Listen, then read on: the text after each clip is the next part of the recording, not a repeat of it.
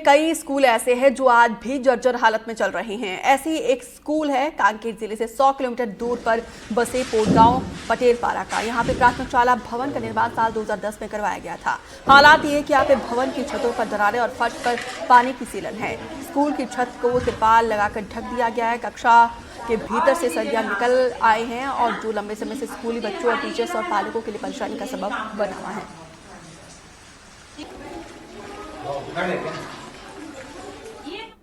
इसमें जो ये जानकारी पिछले कुछ दिनों हमको प्राप्त हुई थी, जिला प्रशासन को भी प्राप्त हुई थी।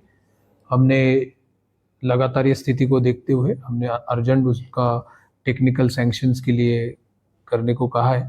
जैसे हमको आगामी एक आध दो दिन के भीतर टीएस भी प्राप्त हो जाएगा, वो जगह पे हम स्कूल सैंक्शन करेंगे। राज्य शासन के निर्देश है कि जहाँ पे भी स्कूल का आवश्यकता है तथा आंगनबाड़ी अगर जर्जर है तो उस तरह के जो भी सभी आस्थापन है उनको सैंक्शन किया जाना है। इस वक्त हम जिला मुख्यालय से लगभग 100 किलोमीटर दूर अंतागढ़ के पोट गांव में हैं। दरअसल यहाँ पहुंचना बेहद खास है। खास इसलिए है क्योंकि कांकेर जिले में शिक्षा का हाल बुरा है। गुजरात में देखा कि किस तरह से छत का मलबा गिरने के कारण 7 बच्चों की दर्दनाक मौत हो गई, और यही स्थिति है कांकेर में भी कि कई स्कूल ऐसे हैं जो जर्जर अवस्था में है। सबसे पहले आप इस ओर देखिएगा, ये स्कूल का मूल भवन है। 1997 में इसे बनाया गया था, लेकिन अब ये स्कूल की स्थिति ये है कि यहाँ बैठने योग्य नहीं है, पूर्ण रूप से जर्जर हो चुका है। मलबे गिर रहे हैं, अब बच्चे वहां बैठकर पढ़ाई नहीं कर सकते, तो इसलिए सोचा क्यों ना इसे अतिरिक्त कक्ष ही दिया जाए। और ये सामने जो आप देख रहे होंगे, ये प्राथमिक शाला पटेलपारा लिखा हुआ, ये अतिरिक्त कक्ष है। और इस अतिरिक्त कक्ष की जो ऊपर की छत है उसे आप देखिए, आपको भी थोड़ी शर्म आएगी कि शिक्षा का हाल कितना बुरा है, और इसे झिल्ली के ढका गया है।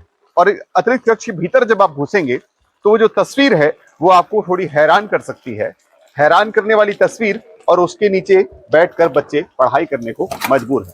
आपको तस्वीर दिखाते हैं, आइएगा। ये स्कूल का अतिरिक्त भवन है। लगभग यहाँ पर 2 कक्षाएं हैं और इन कक्षाओं की स्थिति आपको दिखाएंगे। यहाँ पर देखिए, ये बच्चे यहाँ पर बैठकर पढ़ाई कर रहे हैं। नन्हे मुन्ने बच्चे हैं, 1ली से 5वीं कक्षा के बच्चे हैं। ये बच्चे यहाँ पर आते हैं, रोजाना पढ़ाई करते हैं, अपने शिक्षा करते हैं और घर चले जाते हैं। लेकिन जरा इस छत को देखिए, इस छत की स्थिति देखिए। ये छत है जो है उससे छड़ें बाहर आ गई हैं, मलबे धीरे धीरे अब गिरते जा रहे हैं। जब आगे की ओर बढ़ेंगे तो आगे की ओर इस ओर देखेंगे तो यहाँ पर देखिए, ये देखिए किस तरह से यहाँ पर सीपेज भी आ रहा है। छत के जो है पूरी छड़ आपको नजर आ रही होगी। स्थिति ये है कि अब बच्चे इसी छत के नीचे पर बैठे हुए हैं। अब देखिए, ये छत के नीचे ये बच्चे बैठकर पढ़ाई करने को मजबूर हैं। गांव के लोग हैं, गांव के लोग ये सोचते हैं कि बच्चों को बेहतर शिक्षा मिले, लेकिन शिक्षा बेहतर नहीं मिल पा रही है क्योंकि उनके पास बिल्डिंग नहीं है, और ये स्थिति है। गांव वाले कभी बोले नहीं, क्या शिकायत वगैरह नहीं करते हैं? अब शिकायत तो नहीं, लेकिन जानकारी देते हैं सर, उनको अवगत कराते हैं। जो भी शाला समिति के सदस्य। मलबा वगैरह कभी गिरा है यहाँ से? नहीं, छोटा मोटा टुकड़ा गिरा है, ज्यादा नहीं गिरा। ज्यादा नहीं गिरा जी। और ये जो मूल भवन है वो भी स्थिति खराब है?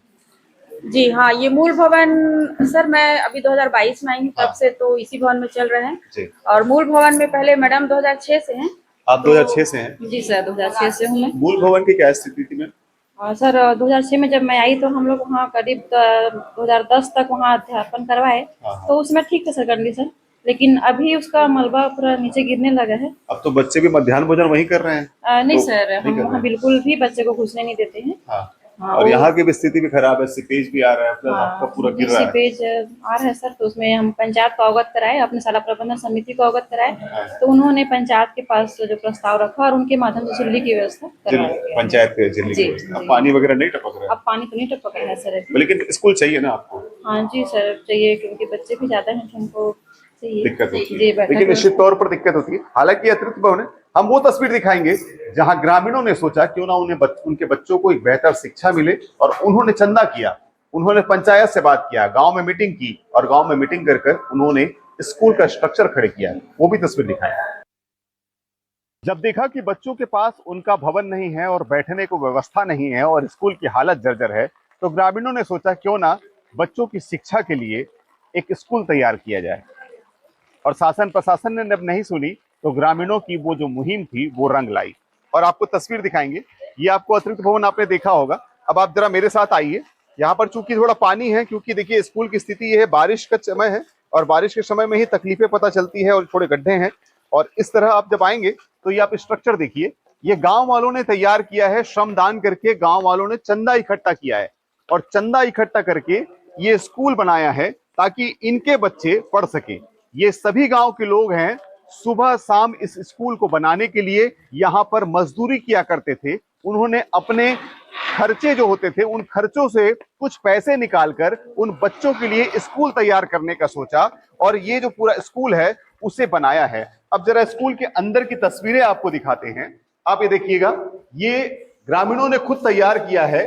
दरअसल ये बाउंड्री थी और इस बाउंड्री वॉल को जो है इन्होंने इकट्ठा किया, यहां से ईंटें लाए और ईंटें लाकर जो है इस पूरे स्ट्रक्चर को तैयार करना शुरू किया। देखिए किस तरह से यहाँ पर ये पुरानी दीवार नजर आ रही होगी। दरअसल ये पुरानी दीवार इतनी ही थी, इसके बाद ईंटें लेकर आए, सीमेंट लेकर आए, छड़ निकाला और इस तरह से सीट से ये पूरी की पूरी बिल्डिंग यानी कि इस स्ट्रक्चर को तैयार कर बच्चों के पढ़ने के लिए व्यवस्था की। यहाँ के ग्रामीणों ने चंदा किया, श्रमदान किया और श्रमदान करके अपने बच्चों के भविष्य गढ़ने के लिए इसे निर्माण किया। क्या नाम है भैया आपका? राजा राम यादव। ये किसने बनाया है? सब गांव वाले लोग बनाए। कब से आप लोगों ने स्टार्ट किया इसको बनाना? इसको स्टार्ट गर्मी से किया। गर्मी से किए। आपके बच्चे पढ़ते हैं यहाँ पर? जी यहाँ पर कौन कौन से क्लास पढ़ते हैं आपके बच्चे? तीसरी क्लास और एक 5वीं क्लास। तो आपके बच्चों को कितनी तकलीफ होती है?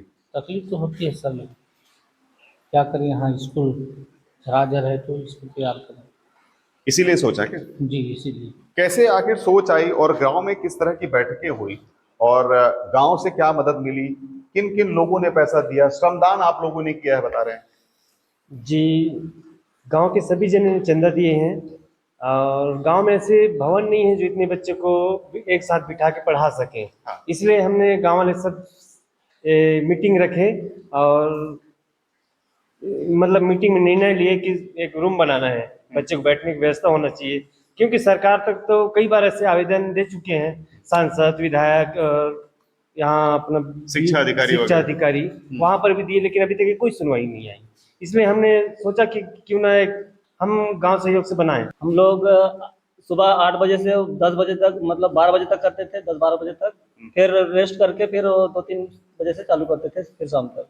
ऐसी क्या नौबत आ गई भैया कि आपको यहाँ श्रमदान करना पड़ा? क्या आपके बच्चे पढ़ते हैं? जी हमारे बच्चे भी पढ़ते हैं सर, और मतलब गांव वाले के बच्चे पढ़ रहे हैं, मतलब हमारे भी बच्चे पढ़ रहे हैं। हमने सोचा कि अभी जो पढ़ाने के लायक नहीं है बारिश के मौसम में, तो यहाँ पढ़ाएं करके।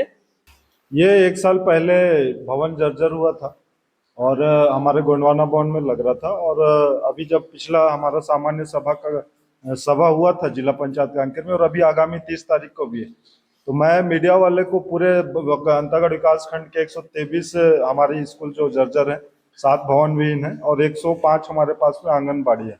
अब इतने भारी मात्रा में मैंने ये संकट जब चिंता है ये पहले जाहिर कर दी थी, पर शासन के दिवालिया होने के कारण, फंड न होने के कारण भगवान भरोसे छोड़ दिया गया। ये सिर्फ बात हमारे पोड़ गाँव की नहीं है, यहाँ तो गाँव वालों ने व्यवस्था किया। एक मड़पा वालों ने आपने कुछ दिन पहले मीडिया पे दिखाया था। ऐसे हमारे पास में 125 और 105 लगभग 250 के आसपास हमारे पास में ऐसे पूरे अंतागढ़ विकास खंड में भवन है, जिसपे शासन एक भी रुपया पिछले 2-2.5 सालों से नहीं दे पा रही है, जिसके चलते ये स्थिति बनी हुई है।